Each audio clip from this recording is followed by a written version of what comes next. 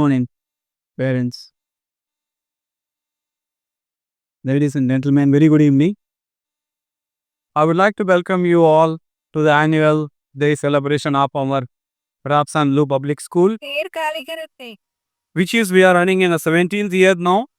We have started school approximately around 17 years back, and now currently we are running in the 17th year, and which is we are very proud of this one, this achievement. This is very long journey. This was never happened before. Like one school which started with very low fundamental qualities, and now at this point of time where we are standing is very good achievement for us. It's a very long journey. It was never happened in one day. It took us a very great deal of time and efforts and money as well. So with this, I would like to continue in Telugu so that everybody can understand.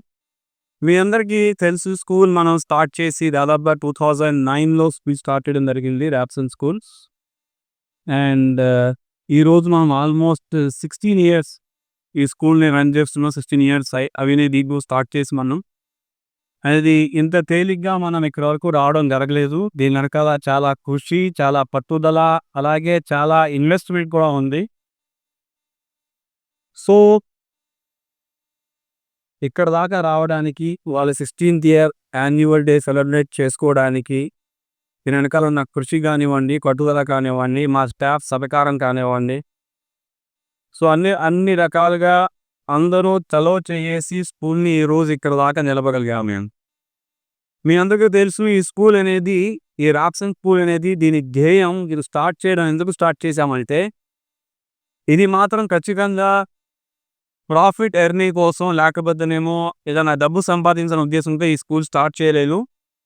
ఇక్కడ నుంచున్న ప్రతి building కూడా, ఇక్కడ ఉన్న ప్రతి investment, school bus కానివ్వండి, school buildings కానివ్వండి, facilities కానివ్వండి, ఇవన్నీ కూడా స్కూల్కి నేను ఇచ్చిన డొనేషన్సే.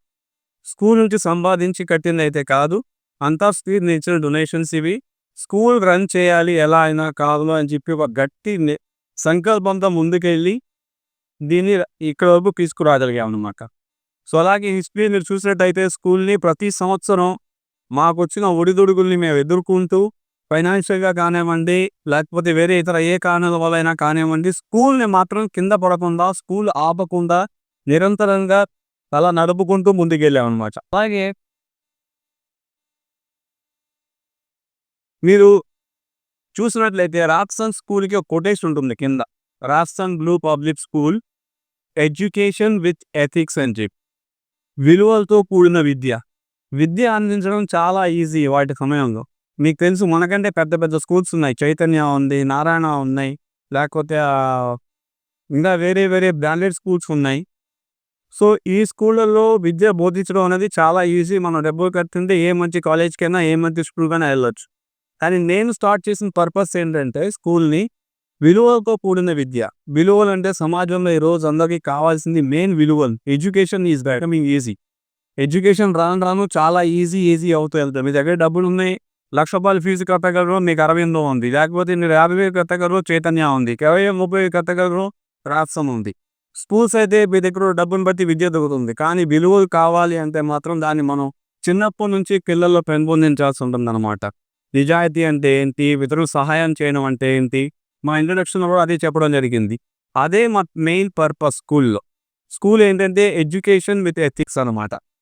అలాగే ఇక్కడ మన స్కూల్లో మీరు చూసినట్లయితే ఎలాంటి భేదాలు, ఎలాంటి కుల మత భేదాలు కానీ, లేకపోతే ఎలాంటి క్యాస్ట్ ఫీలింగ్స్ కానీ లేకుండా, అలాగే మీరు చూసినట్లయితే ఈ సంవత్సరం మనకి చీఫ్ గెస్ట్ కూడా ఎవరిని పిలవలేదు. ఎందుకంటే ఇక్కడ మేము ఈ వేదికని ఎలాంటి రాజకీయం కూడా చేయకూడదని చెప్పి ఎలాంటి చీఫ్ గెస్ట్ని పిలవకుండా మాకు మేముగా రన్ చేస్తాం. ఎందుకంటే ఎలాంటి రాజకీయాలు కూడా ఇక్కడ చేయకూడదు అని చెప్పి. సో ఇక్కడ ఎవరికి తరాదమ అనే భేదాలు లేవు, కుల మత అలాంటి ఈ భేదాలు ఏమీ లేకుండా స్కూల్ గత 16 సంవత్సరాలుగా చాలా జాగ్రత్తగా, చాలా పకడ్బందీగా, చాలా మంచి శ్రద్ధతో, అలాగే చాలా ఫోకస్డ్గా మేము రన్ చేసుకుంటూ వస్తున్నాం. ఎలాంటి ఇక్కడ చూసినట్లయితే ఎలాంటి ఇన్సిడెంట్స్ జరగకుండా, ఎలాంటి స్టూడెంట్స్ కానివ్వండి, టీచర్స్ కానివ్వండి, ఎవరైనా సరే ఎలాంటి ప్రాబ్లమ్స్ లేకుండా రన్ చేసుకుంటూ వస్తున్నాం అన్నమాట. సో అలాగే ఈ రాప్సన్ గురించి మీకు కొంచెం ఇంకా ఫ్యూచర్ ప్లాన్స్ అంటే మీకు చెప్పాలి కాబట్టి ఇప్పటిదాకా మన స్కూల్ వచ్చేసి upper primary school. Upper primary school అంటే 7th స్టాండర్డ్ వరకే మన స్కూల్ రన్ చేయగలం as per the government records. Next academic year నుంచి 8th, 9th, 10th అప్లై చేసాం. అది అండర్ ప్రాసెస్లో ఉంది. సో సూన్ మన స్కూల్ వచ్చేసి ర్యాప్సన్ బ్లూ హై స్కూల్ అవుతుందన్నమాట. సో 10th క్లాస్ ఇక్కడ రన్ చేసే ప్లాన్ ఉంది. అలాగే దీంతో పాటు ఇంకొక ప్లాన్ ఏంటంటే మేము మచిలీపట్నంలో కూడా ఇంకొక బ్రాంచ్ స్టార్ట్ చేస్తున్నాం. 2026-27 ఎడ్యుకేషన్ ఇయర్కి ఇంకొక బ్రాంచ్ అక్కడ స్టార్ట్ చేస్తున్నాం. ఇది మా ఎప్పటి నుంచో మేము స్కూల్ స్టార్ట్ చేసినప్పటి నుంచి మా ఒక అంబిషన్. ఇక్కడ ఒక బ్రాంచ్ ఉండాలి, బందర్లో ఒక బ్రాంచ్ ఉండాలని చెప్పి స్టార్ట్ చేసాం. 2010లో సక్సెస్ అవ్వలేకపోయాం. కొన్ని కారణాల వల్ల మూసేయడం జరిగింది. మళ్ళీ 26-27 అకాడమిక్ ఇయర్లో మళ్ళీ స్టార్ట్ చేస్తున్నాం. సో ఇదొక ఫ్యూచర్ ప్లాన్ అన్నమాట. అలాగే ఇంకొక విషయం ఏంటంటే మీ అందరికీ తెలుసు నేను ఇక్కడ ఉండను. ఇక్కడ నేను యాక్చువల్గా జాబ్ పర్పస్ మీద బయట ఉంటాను.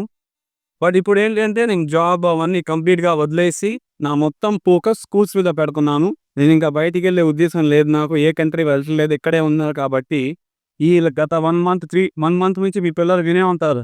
3rd క్లాస్ అండ్ అబోవ్ పిల్లలందరూ కూడా ఖచ్చితంగా ఇంగ్లీష్తోనే మాట్లాడాలి క్యాంపస్తో ఎంటర్ అయిన తర్వాత అని ఒక కొత్త రూల్ పెట్టి దాన్ని నేనే స్వయంగా ఫాలో చేస్తున్నాను అనమాట.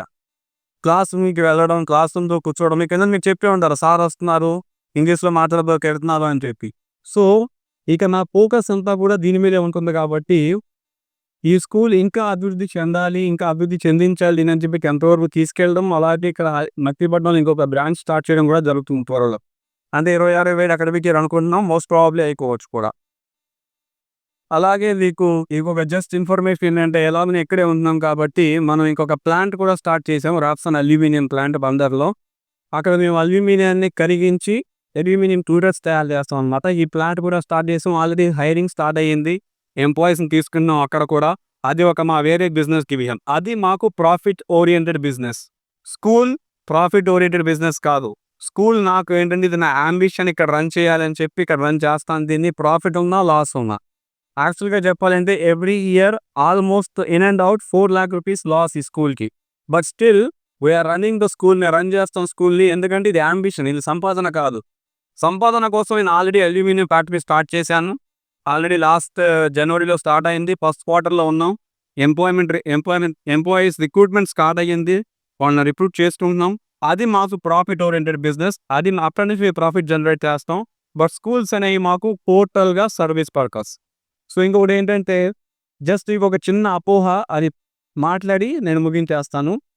ఫీజుల విషయంలో కొంతమందికి కొన్ని డౌట్లు, కొన్ని సందేహాలు ఉన్నాయి. అవి నేను క్లియర్ చేద్దాం అనుకుంటున్నాను. ఏంటంటే కొంతమంది ఫీలింగ్ ఏంటంటే మిగతా స్కూల్స్ కంటే మన స్కూల్ ఫీజు ఎక్కువ అని చెప్పి నేను అబ్జర్వ్ చేశాను, ఎంక్వైరీ చేశాను, నేను ప్రత్యక్షంగా కనుక్కున్నాను.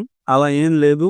నా స్కూల్ స్టాండర్డ్స్, నా స్కూల్లో ఉన్న ఫెసిలిటీస్ని మీరు చూసినట్లయితే దాని తగ్గట్టుగానే చార్జ్ చేస్తున్నాం. నేను ఎక్కువ నుంచి చెప్తున్నాను, ఈ స్కూల్ ప్రాఫిట్ ఓరియంటెడ్ కాదు. ప్రాఫిట్ కోసం ఎవరన్నా ఈ స్కూల్ రన్ చేస్తే చెప్పండి, నాకు ఎవరు రన్ చేయలేరు ఈ స్కూల్. ఎంత పెద్ద స్కూల్ని 15 మంది స్టాఫ్, 1,60,000 పేరు మంత్లీ శాలరీస్ ఇవ్వాలి, 1,60,000 ఎవరు రన్ చేయలేరు స్కూల్. ఇది నేను నా ఓన్ ఫండ్తో రన్ చేస్తాను. ఫీజులు అనేవి ఎవ్వరికి కూడా ఎక్కువేం, అందరికీ ఈవెన్ కొంతమందికి వాళ్ళ ఆదాయ పరిస్థితులను బట్టి తగ్గించడం కూడా జరుగుతుంది మన స్కూల్లో. అందరికీ ఒకే స్టాండర్డ్ ఉండదు. కొన్నిసార్లు ఎవరైనా వచ్చి చెప్తే మా ఈ ఫీజు ఇలా అండి అని చెప్పి. తర్వాత ఇంకోటి మీరు చూసినట్లయితే ఫీజు కలెక్షన్ కూడా మేము స్టూడెంట్స్ ఇబ్బంది పెట్టాం. మీలో ఎవరైనా సరే వచ్చి నాకు కంప్లైంట్ చేయొచ్చు. ఎవరైనా సరే టీచర్ కానివ్వండి, స్కూల్ మేనేజ్మెంట్ కానివ్వండి, పిల్లల్ని నుంచోబెట్టి మీరు ఫీజు ఎందుకు కట్టలేదు అని చెప్పి ఎవ్వరూ అడగరు. దానికోసం ఒక ప్రత్యేకంగా ఒక ఎంప్లాయీని పెట్టాము మేము. మీకు తెలిసే ఉంటుంది, మీకు ఫోన్స్ వస్తూ ఉంటాయి. ఆవిడే మీకు ఫోన్ చేస్తారు, మీరు ఫీజు కట్టలేదండి, మీరు ఫీజు కట్టాలి అని చెప్పి. అది కూడా దాంట్లో బలవంతం ఉండదు. మీరు ఎక్స్ప్లెయిన్ చేసుకుంటే ఈ నెల కట్టలేనండి, నెక్స్ట్ మంత్ కడతాను, నెక్స్ట్ మంత్ కట్టలేను, లాస్ట్లో కడతాను, ఈ ఫస్ట్ టర్మ్ కట్టలేదు, సెకండ్ టర్మ్తో కలిపి కడతాను, no problem. But just thing ఏంటంటే మీరు ఒక ఇన్ఫర్మేషన్ ఇవ్వాలన్నమాట స్కూల్కి. అప్పుడేంటి, మాకు ఒక ప్లాన్ ఉంటుంది.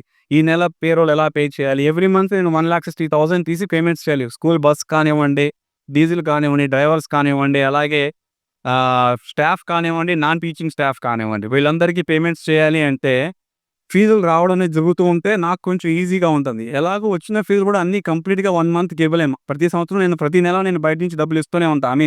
నా పాకెట్ డబ్బులు ఇస్తూనే ఉంటా.